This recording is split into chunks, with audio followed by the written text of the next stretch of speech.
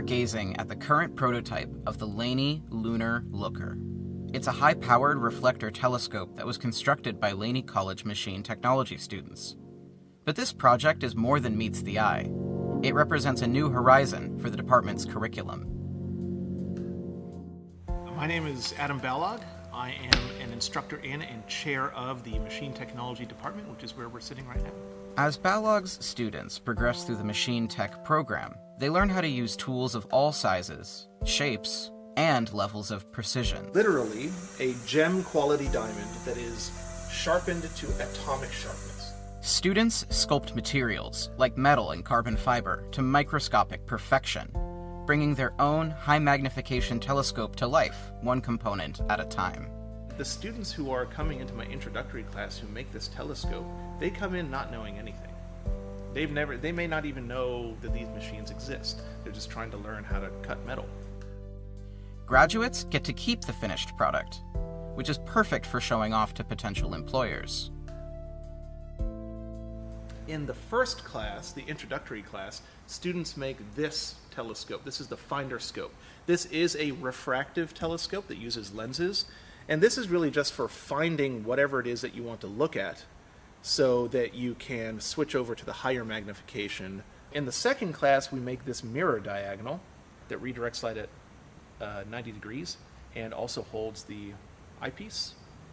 In the third class, we make this focuser.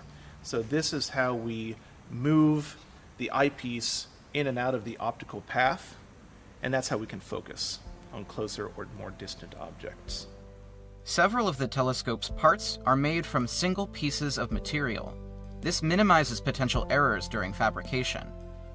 When you're building a tool to capture light, traveling all the way from space, any flaws, even as small as a virus, can cause big problems. This part here that's called the spider, that has these three curved veins, that's cut on a water jet cutter in the Fab Lab, all out of a single piece. In our Machining 214 class, that's the micro machining and ultra precision machining class, we actually cut the mirrors.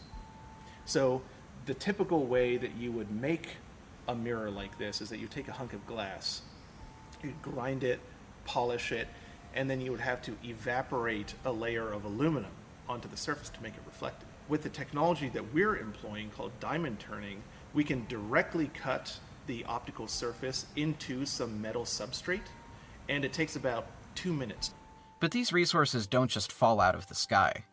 Balogh's vision for the department is fueled by strong industry partnerships. About 3 years ago, we undertook a pretty massive modernization project. It included things like revamping our project, creating new curriculum, new instructional resources, even like an open educational resource textbook that I've been working on for the last year.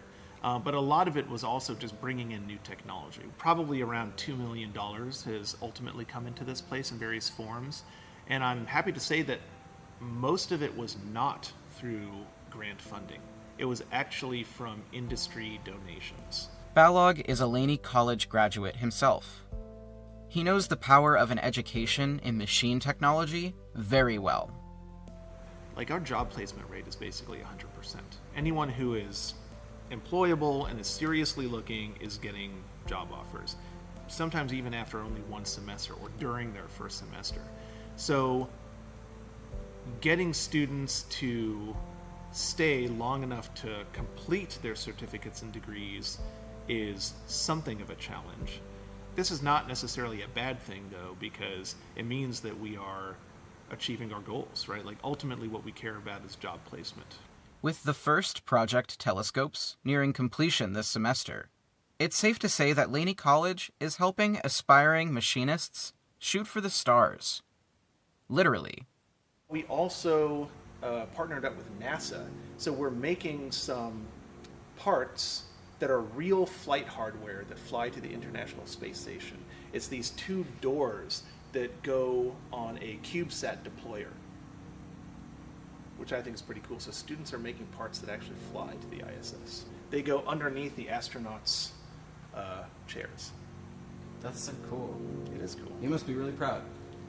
I am proud of what our students have accomplished, yeah, and what we're able to offer them. for sure.